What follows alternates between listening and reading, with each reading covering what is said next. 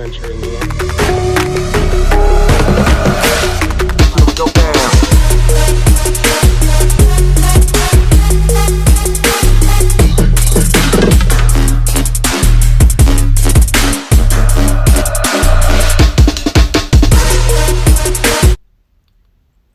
When I last spoke with you, I told you about the enigma known as Redhorn, he who wears human faces on his ears. I explained that there was a certain magnetism between myself and that lore.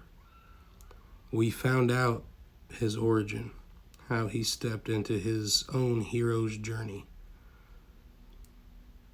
Let's continue. A Ho-Chunk legend describes a story of he who wears human faces on his ears and his brothers attempting to find wives. It was agreed that the process of wife acquisition was the plan, so they hunted meat for the women who would come and visit, and they also cleaned their home well. In celebration of this, they danced and sang for days. So the women came, but the party and celebrating would be short-lived. The second oldest brother, Henna, grew jealous of he who wears human faces on his ears, the youngest. He complained to his brothers about how Redhorn had always been the favorite of eldest brother Kunu, and was enraged that Kunu had given the youngest brother the fattest bride, which I assume was preferable.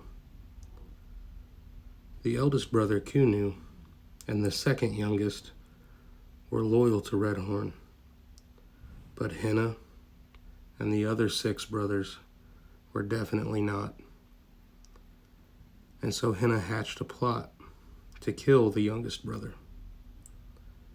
They searched far and wide between the levels of heaven and earth, and no spirits would assist the 7 brothers in their plot to destroy Redhorn,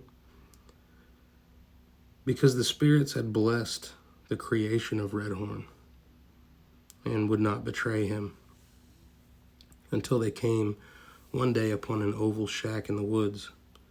A beautiful woman lived there. They told the woman of their plan to kill their youngest brother, and they smoked tobacco together, and she agreed to help them. The plot was for them all to tell Redhorn that they had encountered the most desirable woman ever, who would not give them the time of day, essentially, enticing him maybe to give it a shot. They were already married, so when they pitched the plan to Redhorn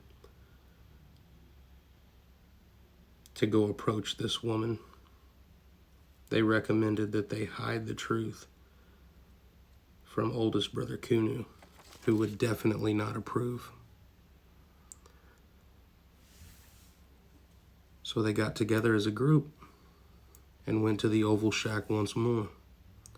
One by one, the brothers went into the shack and were scolded and rejected, as it was basically planned to happen. Redhorn would try last. On his turn, the woman was responsive. She flirted with him. She seemed to enjoy his approach, but that was all part of the plan. She told him to lay down in the back, so he did. But she had cut a hole there and covered it, and young Redhorn fell in. It was at that point the 7 brothers celebrated.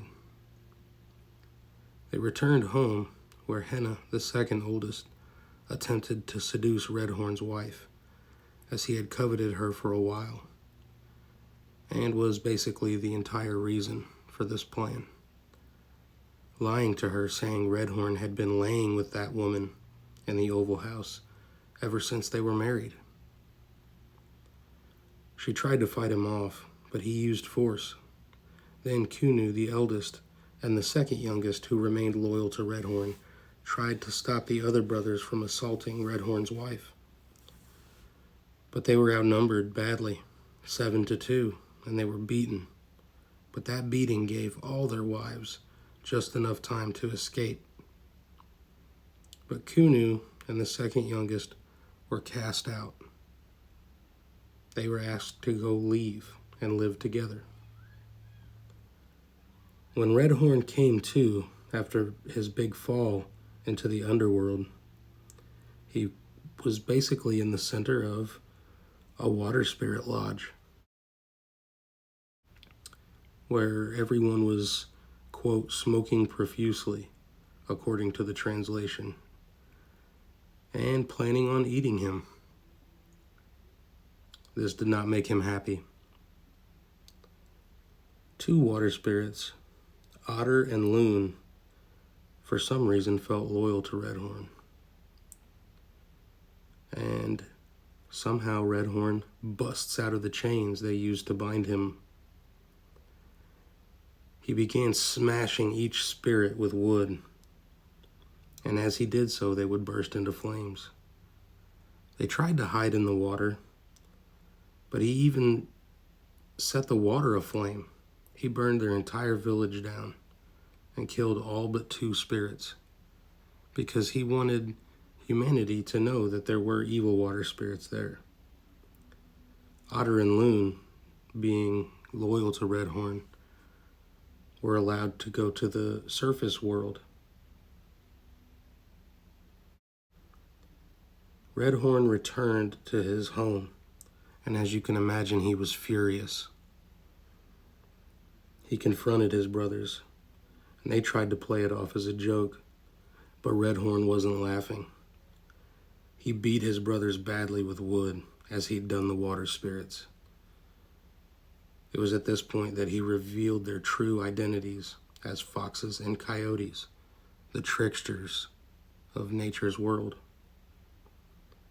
Redhorn would set the precedent that day that he and the human world he protected would not be trifled with. And I'll leave you there. The next time we visit Redhorn, there'll be a whole different story.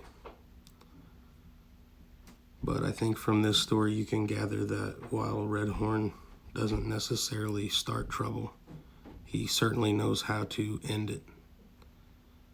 Until next time, thank you for listening. Peace.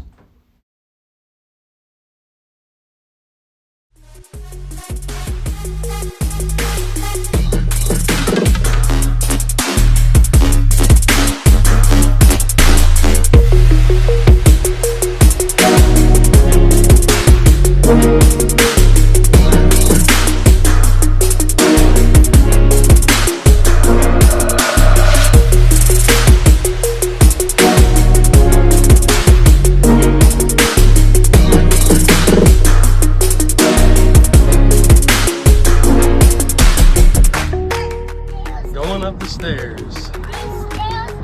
There we go.